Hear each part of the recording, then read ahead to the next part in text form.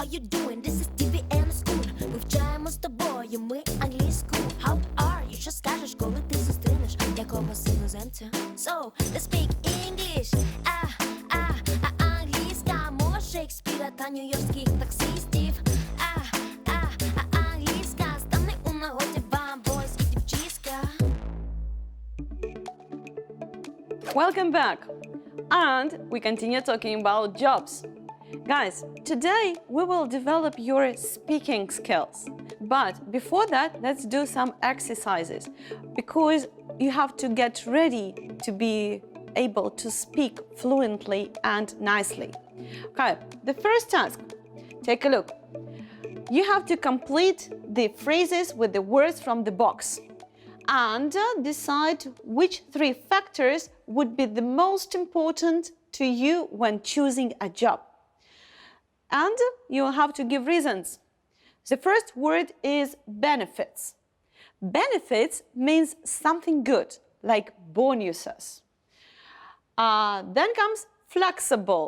You heard this word several times before. Flexible, being flexible, you can literally be flexible and be a gymnast, or you can be flexible and adjust or adapt to new circumstances. Then comes the word job. You can use it twice. Then comes maternity. Maternity is something about mothers or fathers. It means being parents, so maybe you'll see. Then pay. Pay, very pleasant word. We all like when we are paid for our works. Then promotion. Promotion means that you go higher in your career. And sick, unpleasant word. Now, what affects your choice of career? The first one, prospects of, what word would you use? And that is prospects of promotion. When I look into new vocations, I look at prospects of promotion. I'm an ambitious person. I don't want to be on the same position all my life. I want to grow in my career. I want to become a boss maybe one day. So it means that I'm looking for the prospects of promotion. Okay, security. What kind of security do I need at work? And it is job security. It means that even if something bad happens, I won't lose my job. Or it means that my company cares about me. Okay, well, that can be a good idea when you choose a career. If your company cares about you, if you've got a job security, then it's a good option to think about that career. Okay, the next one, pay.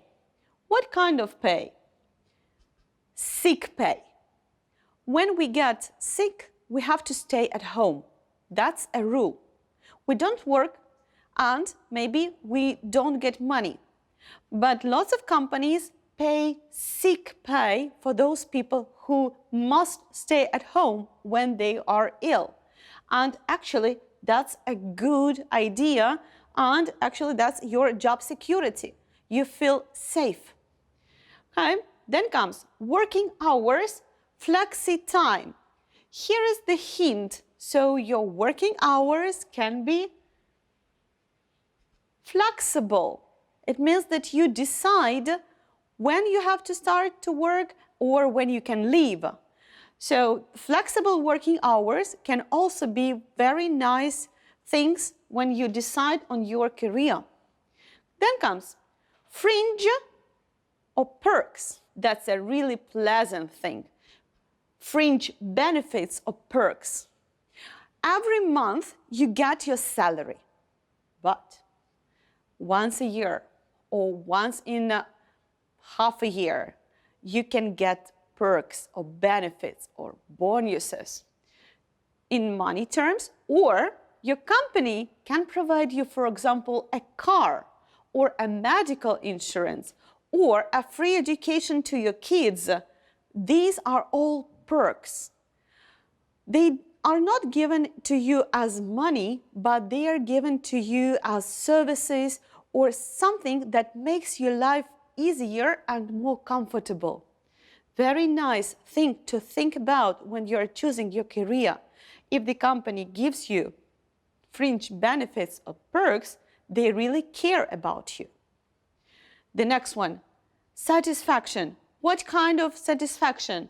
And of course, it's job satisfaction. When you are satisfied, when you love your job, then you don't feel that you are kind of a slave. You want to work, you're doing what you like, and you feel happy. That's why if you are satisfied with your job, that's a very nice career. Okay, then comes holiday pay. Holiday pay means when you are off work, when you are off duty, but still you get money. You earn those money throughout all the working year, and the company pays you that holiday pay for you to have a nice rest, relax, and again get ready to your work. And the next one is maternity or paternity leave. In lots of countries of the world, not only mothers stay with the kids when the kids are babies, after the kids are born, but of course the fathers can also stay with their kids. For example, in Sweden, both parents have to share this leave and spend equal amount of time with their kids. Not only mothers stay at home with the newborn babies, but also fathers. That's a very nice idea. It helps people to save their careers and continue working and not just stay at home for long period. Okay, the next one. We need to talk about the career path, your career life. And let's put the following sentences about Mark's career into the correct order. I will give you several minutes to take a look at these sentences, and then you will have to arrange them to become one story of Mark's life. Moreover, I want you to write down the words and phrases you will see in bold, like big font. And then I'd like you to make your Quizlet vocabulary with them. Okay, guys? A minute for you to watch it, and then we'll start doing the task, okay?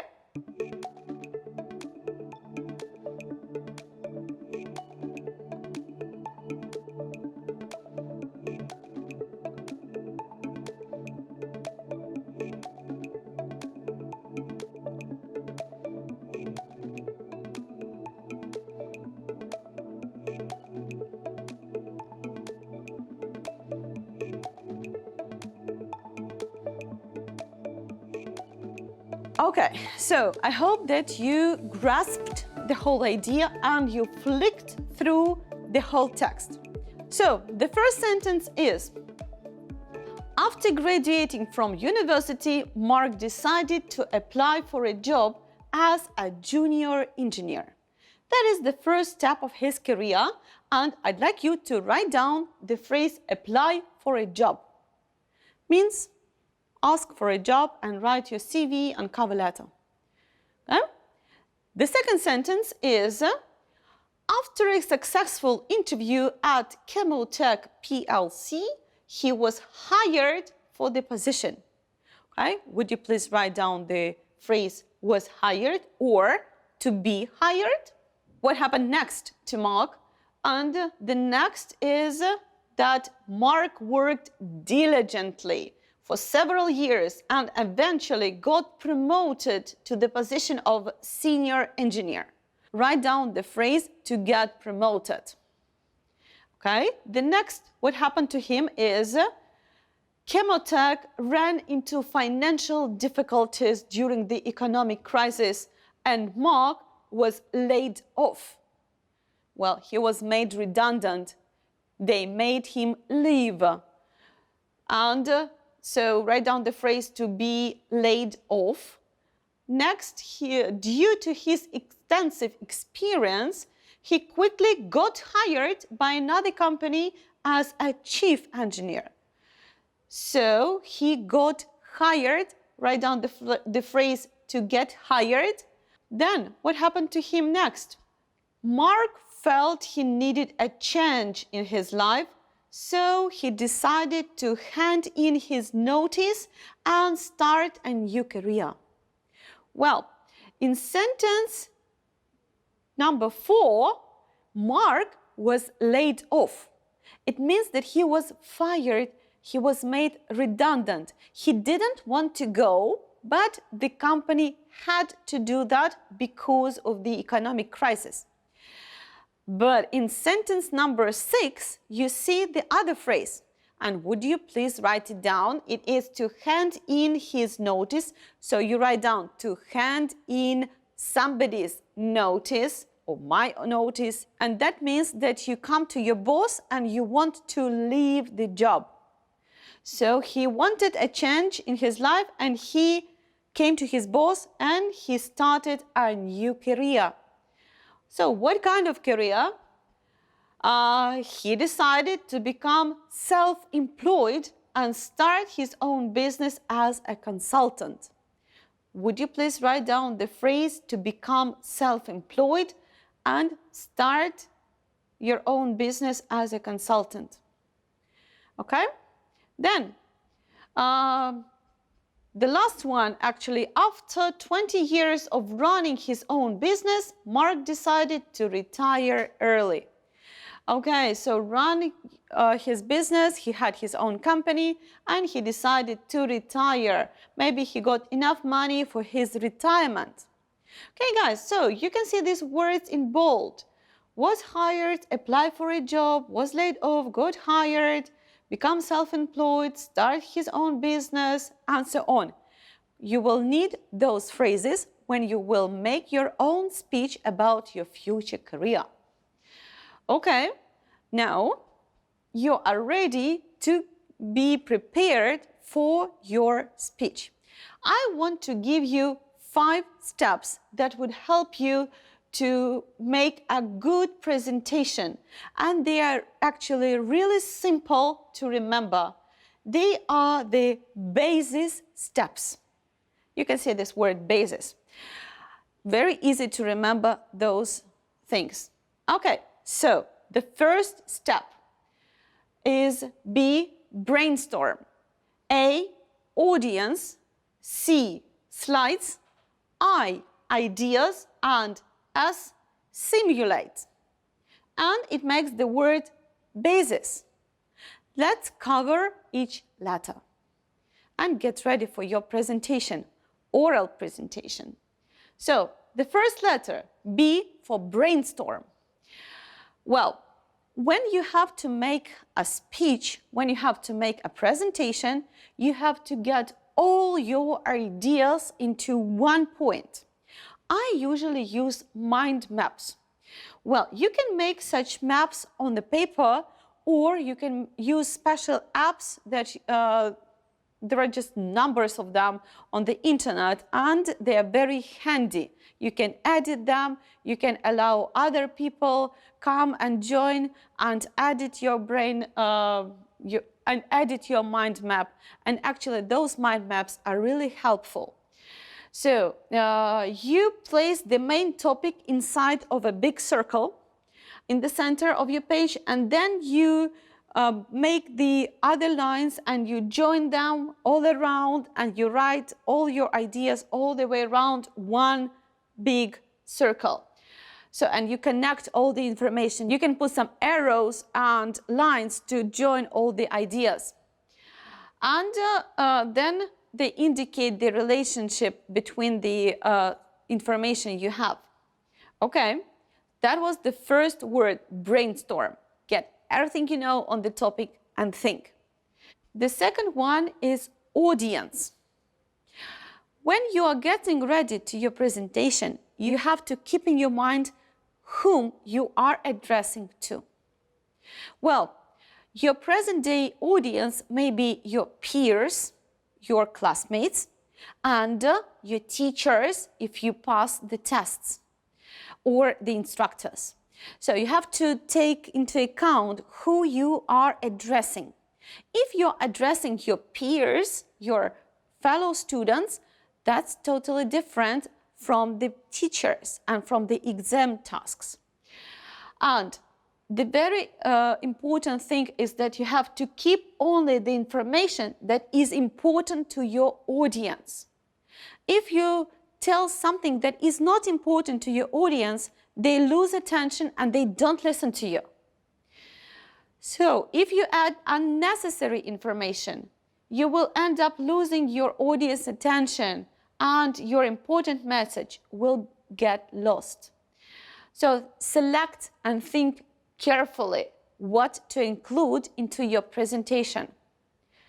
The next step of a good presentation are actually slides. Different people receive information in different ways. For somebody, it's better to listen. For somebody, it's better to see. For somebody, it's better to touch. And we are all different, and that's actually okay. So maybe among your audience will be people who are better in visualizing objects, and that is why you need the slides. So they listen and they need the picture. So when you're making slides, you have to remember what to say. You don't need to write everything on your slide. Put the basis information and talk more than people can read. Well, people mostly can read. Don't read for them. Make a presentation with little text, but speak mostly.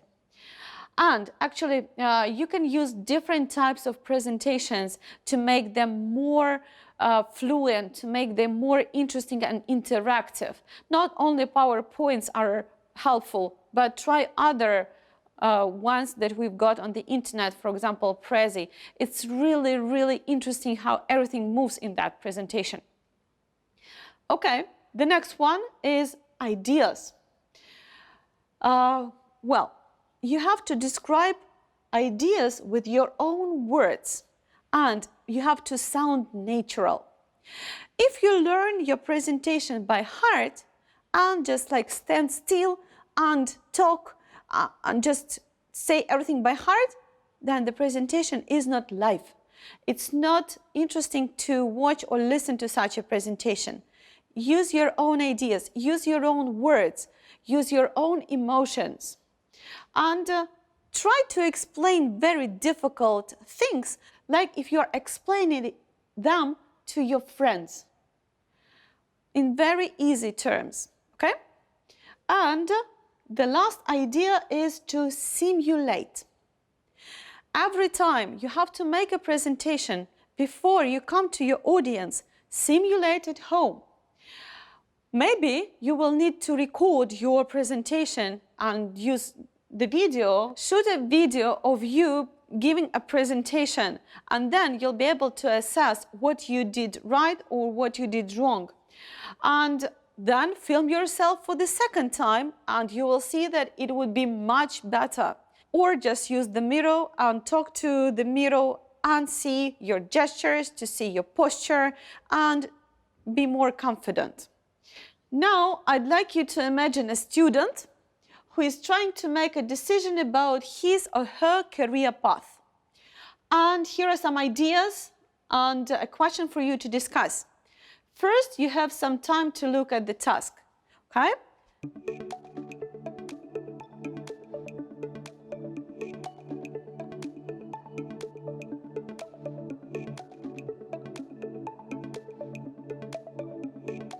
Well, as I said, I put a huge cloud into the middle, and it says what might people have to consider when deciding on a career path. Do you remember the first exercise? Like we had there like sick leave, job security, and so on. Then I've got several other ideas on how to continue your path. Maybe start their own business, get a university education, work as a volunteer to help people who are suffering, learn a trade through an apprenticeship, and work abroad to get new experiences. Well, you've got a minute think of it, and then I'll make my presentation just kind of on the spot one.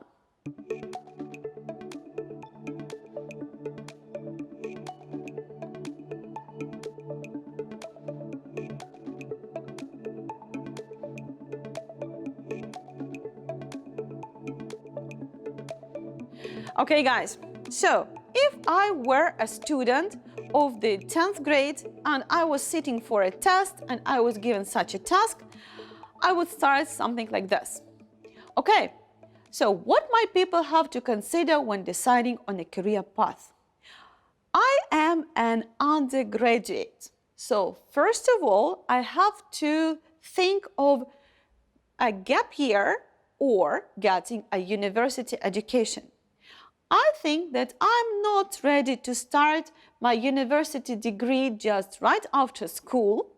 And I think that before getting a university education, I would take a gap year and work as a volunteer to help people who are suffering. Maybe I will go abroad and work abroad to get new experience and to strengthen my English. I'm not sure if I want to get a scientific degree. That is why I'll try to learn a trade through an apprenticeship. I think that I will try myself in kind of a hairdresser job or something like that. I'll try to be a student, a pupil of a good master and learn a trade, maybe. And I think that after my gap year and my voluntary work and my period of apprenticeship, I'll be ready to get a university education. I think that for some time I will continue working for the company after getting my university education, and then I think I'll consider starting my own business because I have got some ideas and I want to work for myself. I want to have flexible hours. I want to be more free in the choice of work. Well, that's my answer. Maybe your answers will be even better, and I'm sure that they will be even better. So use this mind map and talk for a minute or two using all the phrases you've got on the screen. Make the print screen or take a photo and then practice at home. Okay, guys, let's continue. Here is the other exam task you may see while passing tests in English, and it says, describe a successful small business that you know and admire.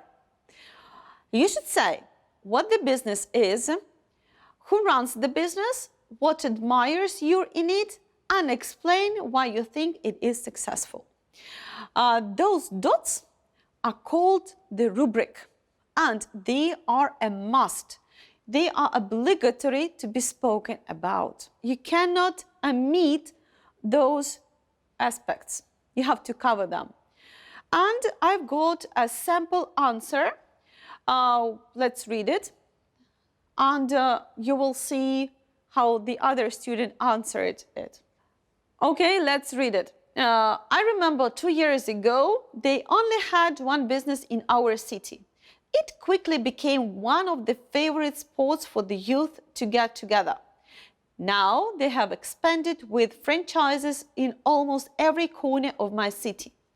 The fame of the cafe has spread by word of mouth, and in my case, a friend told me about it.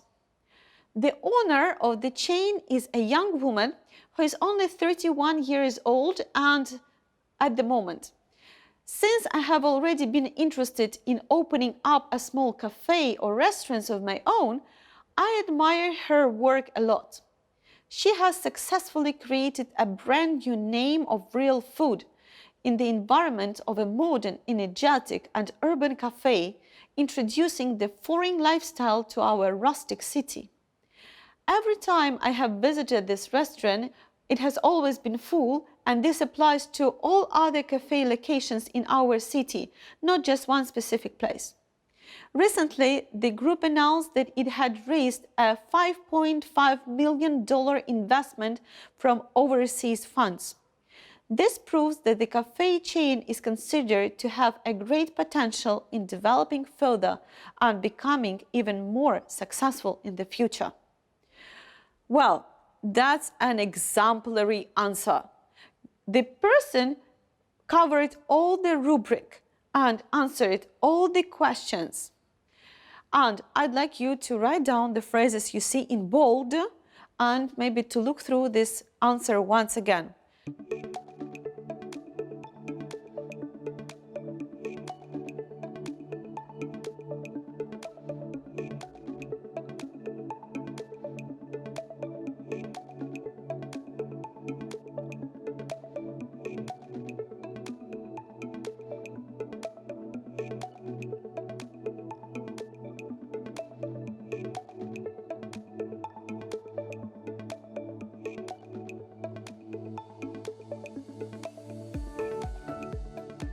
Now, as I announced it before, I made such kind of a self-assessment grid for oral presentations. Well, you can use this grid to assess yourself before giving this presentation to your audience. In the first table, you can see like language problems. Well, you're talking in English, you're speaking English, and you may have some kind of mistakes. And if you're passing the exams, of course, you'll be assessed according to your knowledge of English, not only about the ideas you express. So the first, you have to identify the mistakes you make. Maybe you use very poor vocabulary, or you misuse the words, or you've got the problems with your grammar, and you have to revise tenses or you have to revise other grammar structures. The other very important aspect is your pronunciation. You have to do your best and pronounce the words correctly. I'm not talking about the accent. It's obvious that we will all have our accent. Well, of course, we'll try to get rid of it with the time, but still, it's okay to have an accent. But you have to pronounce the words correctly. It means to put the stress on the correct place and so on. Then, the second aspect that you have to assess is the communicative performance. And there you've got voice, speech flow, eye contact, body language, and memorization. Well, if you're talking too slowly, or if you are talking too quietly, or if you are talking too loudly and expressing yourself like this, that's not okay. Yeah? So try to make the best eye contact.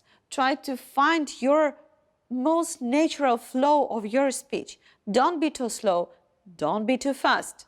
Be natural and don't use too much body language. Nobody needs that. Use decent amount of your body language, okay? Well, and you've got this grid to help you if it's okay or you have to improve. Okay, guys, now you are ready for your homework. So the home task is, you are going to give a talk about your career plans. You will speak for not more than 2 minutes. That's not a lot. Remember to say, here comes the rubric. It's obligatory. What job you want to do in the future? Do remember that several lessons before you had to make notes about your future career. Then, what 2 subjects do you think are the most important for your future job and why? Exercise 1 in this lesson, okay? Whether your family approve of your career choice or not. Ask your parents, ask your relatives, but actually bear in mind that it is you who decide on your career. And you will have to talk continuously. It means that you don't have to stop. You may use the presentation if you need, if you are allowed to use it at your schools, and make your speech. I hope that you got all the necessary information you need to get ready with your home task, and I hope that this lesson was really helpful to you. Love English, stay tuned, and wash your hands. Bye.